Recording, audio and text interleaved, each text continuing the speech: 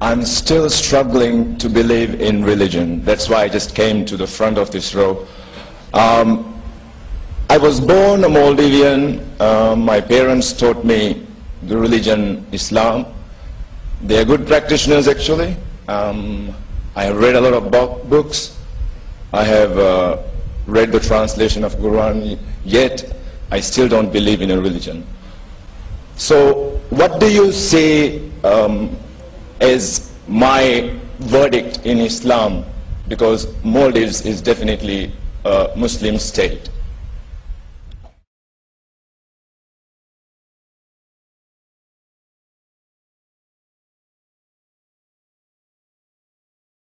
See, Quran, our beloved Prophet Muhammad said that every child is born as a Muslim. Muslim means person who submits his will to God. That you are talking about death penalty. Are you talking about death penalty?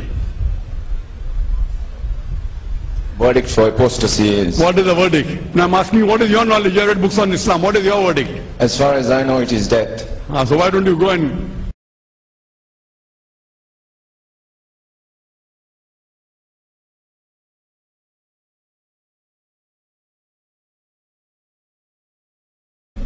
If you're in the Islamic country, you would have been questioned.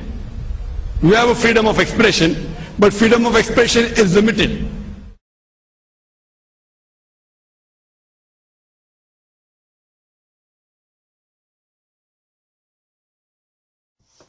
About a month ago, this guy, Muhammad Nazim, stood up during an Islamic lecture in front of a crowd of about 11,000 people during the Q&A section of the lecture, and asked, so what do you say as my verdict in Islam? After all that had taken place, and even partly during it, people were already yelling things like, behead him, kill him, glory to Allah. By the time he finished and was walking back to his spot, there, a crowd within the crowd had already gathered that was yelling things at him, and while the police were trying to escort him out of the area, he was physically attacked and roughed up. Actually physically attacked, just for saying that he doesn't believe.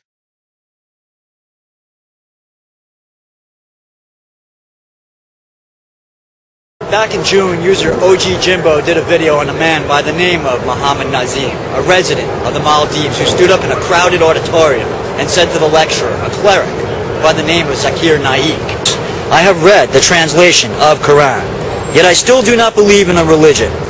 What do you think my verdict would be, since Maldives is 100% Muslim, as many claim, but I do not believe so?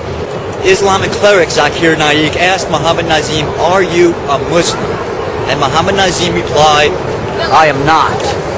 At which point the crowd of devout Muslims were outraged. They shouted curses, insults, and Muhammad Nazim was attacked and arrested.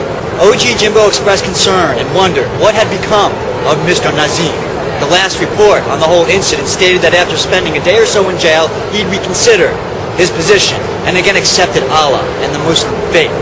I'm sure the reconversion was quite sincere and had nothing to do with the threat of loss of his citizenship, a state-ordered death by beheading, or death by an angry mob that would drag him from his cell and do some good old-fashioned mob justice. What very few people know is I made a point of tracking down Mr. Nazim. After about a month of failed attempts where I tried to contact Mr. Nazim's lawyer, the Maldives Embassy, the local newspapers in the Maldives, not to mention the offices of President Mohammed Nasheed, I finally made contact. We exchanged messages. He briefly told me that he had been away traveling for the past month. He had just gotten back, and yes, his life was still in jeopardy and he was under a great deal of scrutiny. Now at that time he did give me permission to do a video speaking about some of his experiences during the past month since he spoke out and renounced Islam. But at that time, after giving some serious thought about it, I choose to not do such a video.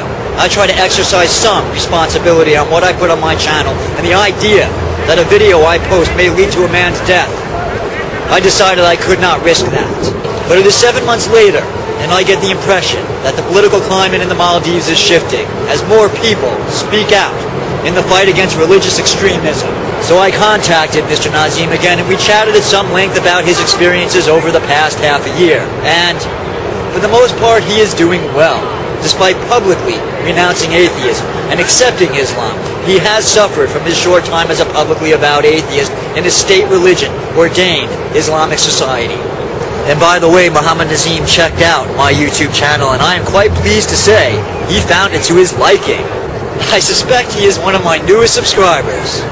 Mr. Nazim has graciously offered to answer any questions anyone here on YouTube may be interested in asking. So anyone here who has any questions they might like to ask of Mr. Nazim, write them in the comment section down below. This is a rare opportunity that I'd take advantage of if I was you. You get to ask a man living in a country where saying you are not a Muslim will at the least cost you your citizenship. At the most, you will be executed. A man who is the first citizen of the Maldives to ever publicly denounce Islam and declare himself an atheist. You get to ask him just what that was like and how it has affected him. Now I'm going to ask you to get the word out on the following. The grassroots organization in the Maldives is having their first Maldivians for Freedom of Religion March on December 12th. I'll link you to their Facebook page, and they've been getting quite a bit of grief and nastiness from Muslims who object to the concept of religious freedom.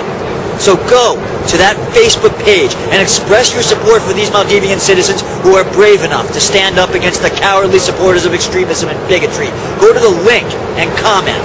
Comment that your well wishes and good thoughts are with them and you support their fight for the right for Maldivians to believe as they see fit without facing fear of loss of home or death. So ask your questions of Mr. Nazim below.